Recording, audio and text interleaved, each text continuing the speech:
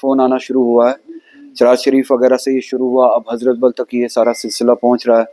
हज़रत बल, बटमालू, चराज शरीफ, हबा कदल, चाडोरा, हर जगह से हमें हमारे कोलीग्स हमें ये बता रहे हैं, और लिस्ट भी दिया है जो हमने इलेक्शन कमीशन ऑफ इंडिया को भेजा है।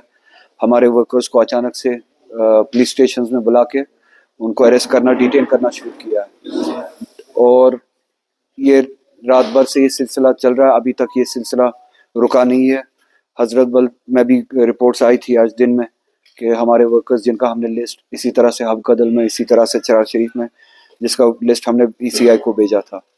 आपके ज़रिए से इलेक्शन कमीशन ऑफ इंडिया को ये बताना चाहते हैं, उनसे ये पूछना चाहते हैं कि एक 2019 के बाद जो माहौल यहाँ पे बना है और बनाया गया था, जिसमें इंस्टीट्यूशन से अब पॉपुलेशन की, यहाँ पे जम्मू कश्मीर के आवाम की जो रेस्पेक्ट भी है, उम्मीद भी है, कम होती जा रही है। उसके बावजूद भी हम कोशिश कर रहे हैं कि डेमोक्रेटिकली हम एंगेज हो, डेमोक्रेटिक स्पेस को, डेमोक्रेटिक इंस्टीट्यूशंस को इस्तेमाल करके अपनी बात बताएं, अपनी ओपिनियन बताएं, अपने सेंटिमेंट्स को जाहिर करें।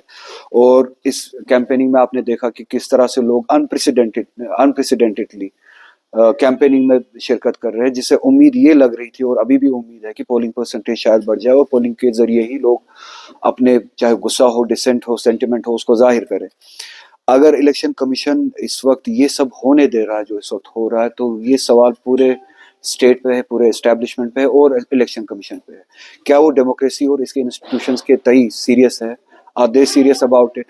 Are they serious about the institutions and functioning of the democracy? अगर वो सीरियस है तो ये किस तरह की इंटिमिडेशन है? पुलिस फोर्स को यहाँ पे इस्तेमाल करना to tilt the logistical support या लॉजिस्टिकल ग्राउंड, इस वक्त पे जो ये कोशिश की जा रही है।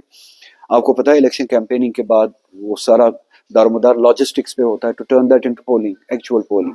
और लॉजिस्टिक्स में सबसे इंपॉर्टेंट एलिमेंट आपके वर्कर्स होते हैं, आपके पॉलिटिकल पार्टीज के एजेंट्स होते हैं, पोलिंग बूथ के एजेंट्स होते हैं। ये लॉजिस्टिक्स के बैकबोन होते हैं और इसी को टारगेट किया जा रहा है ताकि ये लॉजिस्टिक सपोर्ट जो है ऑर्गेनाइजेशन का, ये कमजोर किया जाए। और जो पोलिंग परसेंटेज हम समझते थे बढ़ जाएगी, जिसके जरिए से लोग अपनी ओपिनियन जाहिर करेंगे, एक तो उस पे भी ये स्ट्राइक कर रहे हैं। दूसरा, जो एक फेथ होती है लोगों की, उस फेथ को और ज्यादा कमजोर कर रहे हैं। 2019 के बाद इन्होंने कोई कसर छोड़ी नहीं थी, 5 अगस्त को इन्होंने कोई कसर छोड़ी नहीं थी कि इन इंस्टीट्यूशन से बिल्कुल अब उम्मीद खत्म हो जाए। हम अपनी तरफ से एक लास्ट रिजॉर्ट है हमारा, हमारी आखिरी कोशिश है, पार्लियामेंट इलेक्शन के जरिए हम वो स्पेस क्रिएट करने की कोशिश कर रहे थे जिससे हम पॉलिटिकली बात कर सके, इस डेमोक्रेसी को स्ट्रेंथन कर सके, जिसका हमें वादा दिया गया था। अब बदकिस्मती ये है कि ये पुलिस स्टेट तो पहले से ही था ही 2019 से। अब इलेक्शन कमीशन की निगरानी में भी, चूंकि इस वक्त एडमिनिस्ट्रेशन की जिम्मेदारी ज्यादातर अकाउंटेबिलिटी इलेक्शन कमीशन की बनती है, इलेक्शन कमीशन की निगरानी में भी ये पुलिस स्टेट एक खास पॉलिटिकल पार्टी के लिए काम कर रही है और पुलिस स्टेट के हिसाब से ही यहाँ पे बिहेवियर भी है उनका। So it's a very grave situation. Election commission को मैं आपके जरिए हम ये उनसे ये सवाल पूछना चाहते हैं कि ये खास तरह का बिहेवियर एक पॉलिटिकल पार्टी के लिए माहौल को तैयार करना, पुलिस स्टेट जो हम भुगत रहे, इनका बिहेवियर भुगत रहे हैं, डेमोक्रेसी के जो फैक्टर्स है, डेमोक्रेसी के जो सोल्जर्स है, उनको इंटिमिडेट करना बेवजह, बेदलील, और वोटर्स को डराना, पॉलिटिकल पार्टीज को डराना, पॉलिटिकल ऑर्गेनाइजर्स को डराना। आखिर चाहते क्या है वो जम्मू कश्मीर से?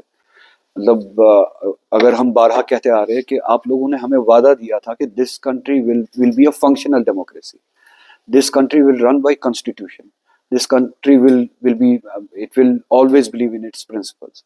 यहाँ पे न प्रिंसिपल दिख रहा है, न स्पिरिट दिख रहा है, न फंक्शनल डेमोक्रेसी दिख रही है। तो ये अफसोसनाक हरकतें जो कल से हो रही है। आपके जरिए से मैं एक ये सवाल करना चाहता था।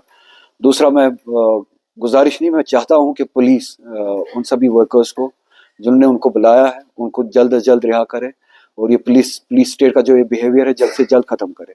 अब बहुत हमने बहुत भुगता है। जितना वो पुश करेंगे, जितना वो हमें धकेलेंगे कोने में, इसके नतीजे भी बहुत खराब होंगे। अगर वो चाहते हैं वो सोशल पुलिसिंग करे, वो एक जेन्युइन पुलिसिंग करे, किसी एक पॉलिटिकल पार्टी के लिए काम ना करे, लोगों को डराना, इंटिमिडेट करना बंद करे। इस वक्त जो भी पॉलिटिकल वर्कर, जो भी पॉलिटिकल एक्टिविस्ट जेल में है, थाने में है, डिटेंशन में है, वो आप लोगों के ऊपर एक धब्बा है, एक जिम्मेवारी है जो आइंदा इसके बुरे नताइज आ सकते हैं। आप सबकी और हम सबकी यही कोशिश होनी चाहिए कि डेमोक्रेसी में लोगों का यकीन और ज़्यादा बढ़े। तो जितनी देर ये बंद रहेंगे तो उतनी देर आप डेमोक्रेसी के लिए डिससर्विस कर रहे हैं।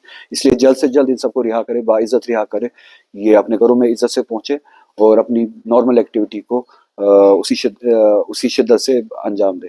पुलिस को भी मैं यही कहना चाहूँगा कि हम चाहते हैं कि इस प्रेस कॉन्फ्रेंस के ज़रिए आप तक ये पैगाम पहुँचे कि हमारे जितने भी वर्कर्स हैं, शायद पीडीपी के भी रिपोर्ट्स है, अगर वो रिपोर्ट सच है, अगर उनके भी वर्कर्स इन्होंने बंद किए हैं, मैं चाहता हूँ कि अभी के अभी जहाँ पे नेशनल कॉन्फ्रेंस के वर्कर्स को रिलीज किया जाए, वहाँ पे उसी वक्त पीडीपी के भी वर्कर्स को अगर बेवजह उनको उठाया गया है, उनको छोड़ के उनको अपनी आज़ादी से जमहूरियत का काम करने दें। शुक्रिया।